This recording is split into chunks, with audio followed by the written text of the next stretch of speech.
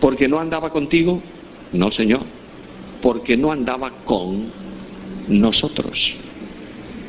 De manera que el que no pertenece a mi grupo no tiene ningún derecho. El único que tiene derecho soy yo. Eso es carne pura, ¿o no? Naturalmente que sí. Y el Espíritu Santo de Dios genera en mí la identidad con mis hermanos por una razón. Porque me dice a mi espíritu, tú eres hijo de Dios. ¿Lo dice o no lo dice? Lo dice. Por tanto, hijo del Padre. ¿El resto qué es? Mi hermano en Cristo. La plenitud del Espíritu Santo es necesaria para manifestar la condición de la identidad de la Iglesia. ¿Cuál es la identidad de la Iglesia? ¿La doctrina? No, Señor, el amor. Cristo dijo, en esto conocerán todos que sois mis discípulos. ¿Cómo? Si tuvieseis amor los unos para con los otros. Bueno, alguien me va a decir, ojo con la doctrina, Claro, naturalmente. Claro que sí. Voy a aclarar un poco eso. No es cristiano quien no cree las 9 doctrinas fundamentales. ¿Me estáis siguiendo? Nadie que niegue que Jesucristo es Dios es cristiano y es salvo. No es posible. ¿Me estáis entendiendo? Eso es doctrina fundamental. Eso es inamovible, inalterable, innegociable. Pero hay doctrina fundamental y doctrina general. No doctrina principal y secundaria, Ojo con esto. Cualquier parte de la Escritura procedente de Dios, con la autoridad de Dios, es doctrina y tiene que ser respetada. ¿Me estáis siguiendo? ¿Entendéis lo que quiero decir? Pero la Iglesia de Cristo no discute hoy por doctrina principal, por doctrina fundamental. Está discutiendo por doctrina general. A ver, Samuel, ¿qué quieres decir con eso de doctrina general? Quiero aclararlo, nadie diga por ahí que Pérez Millós dice lo que no dice. Voy a decirlo. Doctrina fundamental. Cristo viene a buscar a su iglesia. ¿Es doctrina fundamental? Sí, Señor. Nadie que no crea eso tiene esperanza. ¿Me estáis siguiendo? Bien. Pero hay algunos hermanos en el mundo que creen que Cristo va a venir a buscar a la iglesia antes de la tribulación. Otros creen que va a venir a la mitad de la tribulación. Otros creen que va a venir al final de la tribulación y todos te argumentan con textos bíblicos, ¿no es esto? Si hay alguna alternativa de interpretación a la luz de la Biblia de un pasaje, es doctrina general. ¿Me estáis entendiendo lo que quiero decir? La Iglesia de Cristo, por un tiempo al principio, cuando comienza la Reforma, discute, dialoga por doctrina fundamental. ¿Cómo se salva a la gente? ¿Cómo no se salva? Estudian la gracia, la justificación, etcétera, etcétera, etcétera. Y va pasando el tiempo. Y a medida que el tiempo pasa y la doctrina fundamental se diluye en el tiempo, comienzan a discutir por asuntos generales. Y dividen la iglesia. Porque no hay grandes maestros. Y hay que volver de nuevo en distintos momentos de la historia de la Iglesia a estudiar otra vez la doctrina. En nuestros días no se discute ya por doctrina general. Se discuten por formas y por sistemas.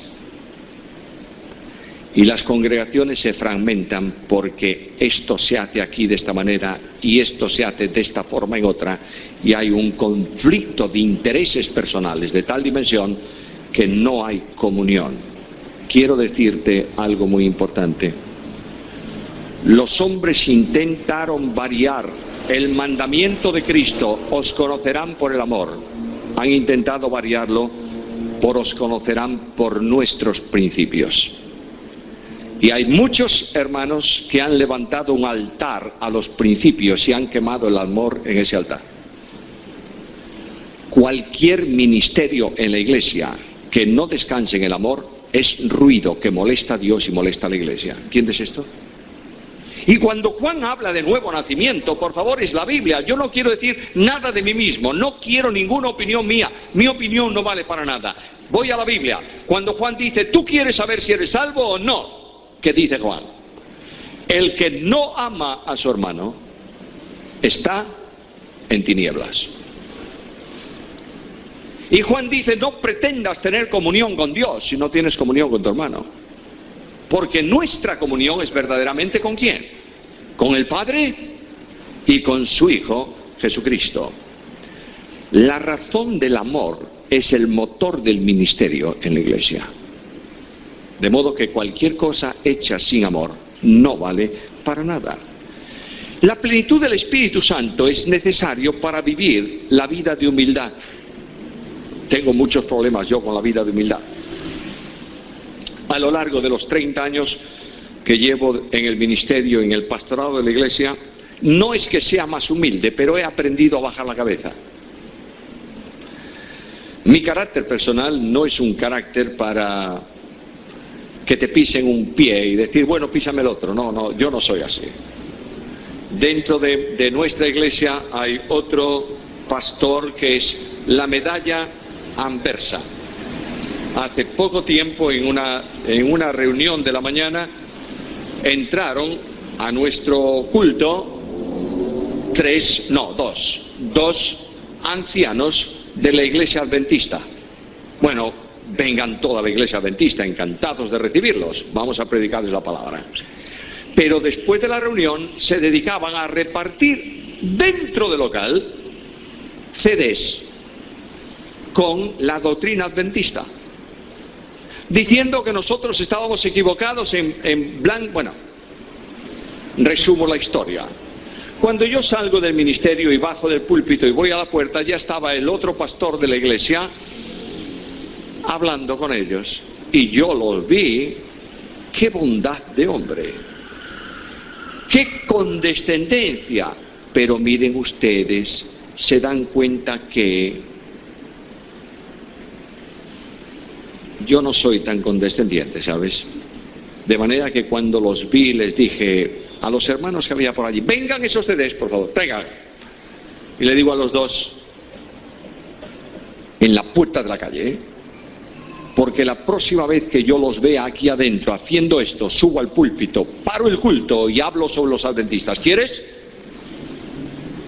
Claro, alguien me dice, eres muy brusco. Bueno, soy muy brusco pero muy directo, de modo que en la iglesia me buscan cuando hay que cortar un pedazo de algo. Bien, el otro hermano le pone el aceite, yo le pongo el bisturí. Pero esto no significa nada. Lo que quiero deciros es que la vida cristiana, con más carácter o menos carácter, no puede ser vivida desde el plano que no sea el de la humildad. ¿Por qué? Porque Jesús lo dijo: llevad mi yugo sobre vosotros y aprended de mí, que soy manso y humilde de corazón. ¿Y qué ocurre? Hallaréis descanso para vuestras almas. La ausencia de bendiciones en la vida personal, la ausencia de bendiciones en el ministerio eclesial, obedecen esencialmente no solo a la comunión con Cristo en el poder del Espíritu, sino a la falta de humildad.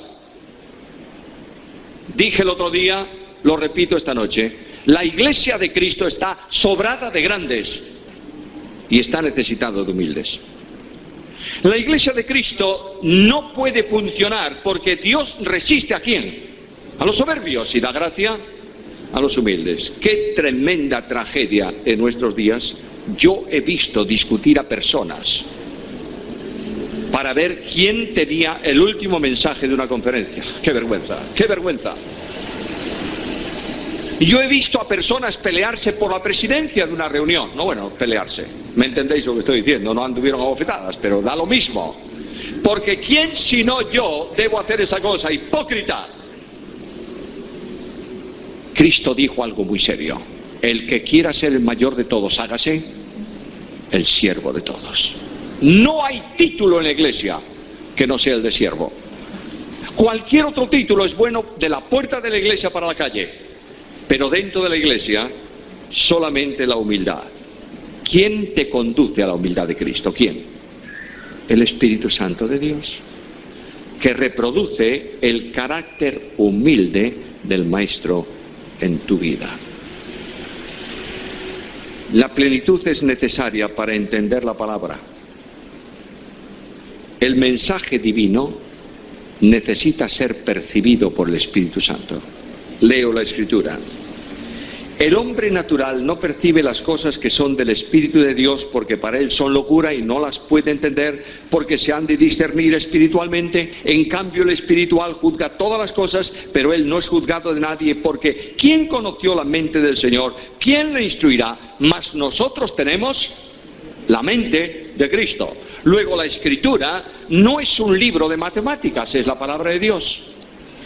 La palabra de Dios se entiende literalmente tal como dice. Si yo leo un versículo, no seáis partícipes con ellos, es muy claro, no tengo que tener parte con ellos. Pero la palabra de Dios tiene un contenido espiritual que es el que Dios quiere transmitir. Cuando Cristo habla del pecado de adulterio, dice: vosotros oís que el pecado de adulterio para algunos es tomar a la persona en el mismo hecho del adulterio, ¿verdad? ¿Lo dice Cristo o no? ¿Lo dice la ley? Sí, lo dice la ley. Pero ¿qué es lo que Dios tiene en mente? Que cualquiera que ha pensado malamente o deseó a una mujer que no es la suya, ya ha cometido el pecado. ¿Es así o no? Luego lo que tengo yo es que estar atento a lo que el Espíritu dice en la Biblia. La iglesia evangélica en muchos lugares hoy en día se ha convertido en una facultad de teología. La facultad de teología es fantástica para los que están estudiando teología, ¿o no? Pero en la iglesia de Cristo, Pablo dice: yo estuve entre vosotros con debilidad y con mucho temor y temblor, y mi palabra y mi predicación no fue con palabras persuasivas de humana sabiduría, sino con demostración del Espíritu y de poder, para que vuestra fe no esté fundada sobre sabiduría de hombres, sino sobre el poder de Dios. ¿Comprendes esto?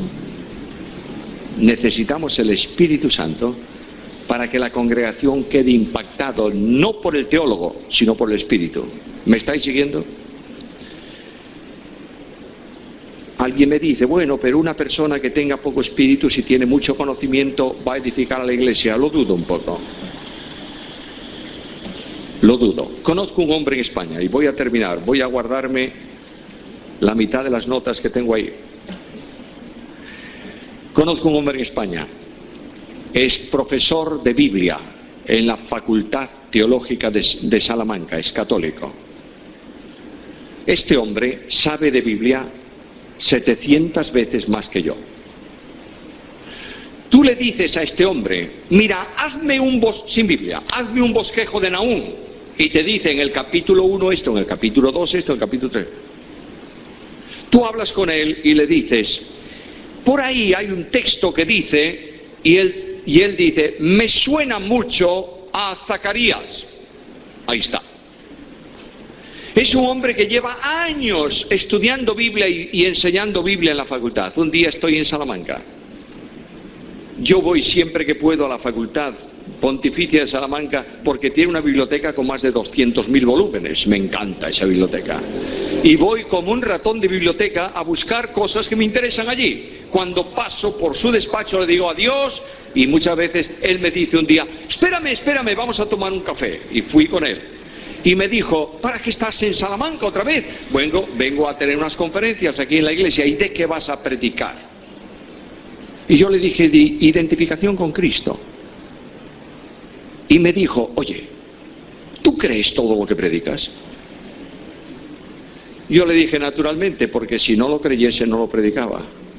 Y me dijo: te admiro, porque yo no creo ni el 70% de lo que enseño.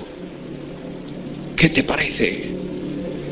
Lleno de conocimiento intelectual, pero sin el poder del Espíritu. La plenitud es necesaria para llevar fruto para Dios. El propósito de Dios es que llevéis mucho fruto. No puedes llevarlo tú.